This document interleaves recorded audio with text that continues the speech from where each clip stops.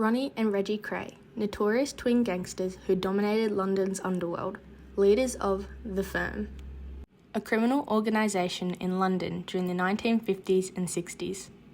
Their criminal activities expanded from small-time theft and protection rackets to running their own gang. They took over Billard Hall on Mile End Road, which became the hub for scams, extortion and other criminal operations.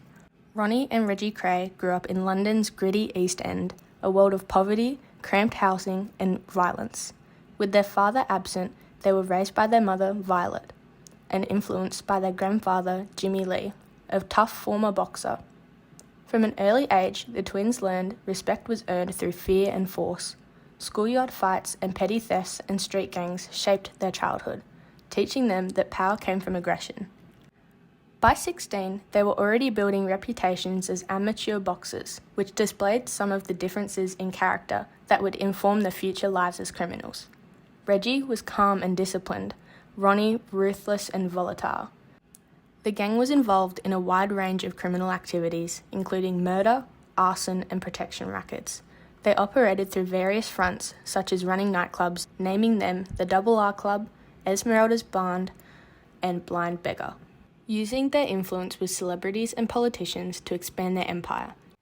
The Kray twins were ambitious to gain wealth, respect, and power through criminal activities, motivated by a childhood fascination with the movie Mobsters and their cinema-going childhood.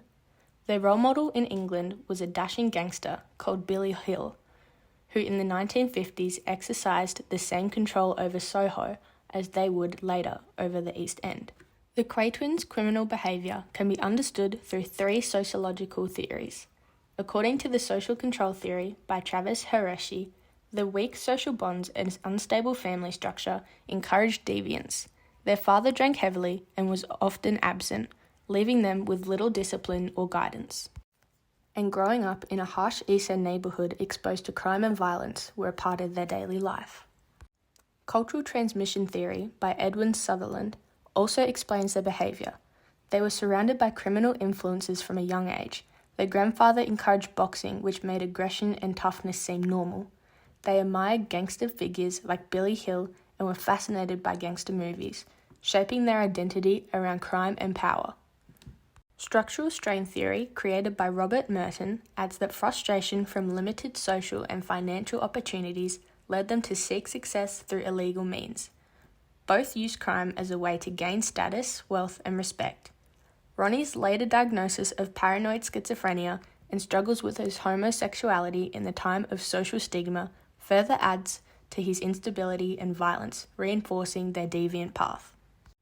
The Kray twins showed different but connected personalities.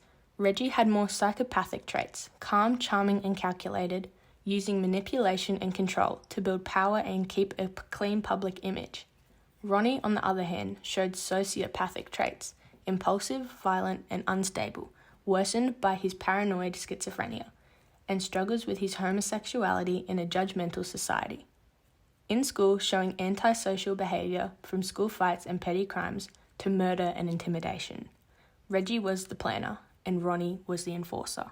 Ronnie and Reggie were arrested in 1968, following evidence gathered from former gang members. They were charged with murder, assault, and running a criminal organisation. Their trial in 1969 was highly publicised, and both were sentenced to life imprisonment. Ronnie later declared insane and spent the rest of his life in Broadmoor Hospital, while Reggie was released on compassionate grounds in 2000 due to cancer. At the time, modern criminal profiling wasn't used, but if it had been, it would have been identified the twins as organised criminals. They planned crimes carefully, controlled their gang, and used charm and intimidation to maintain their power.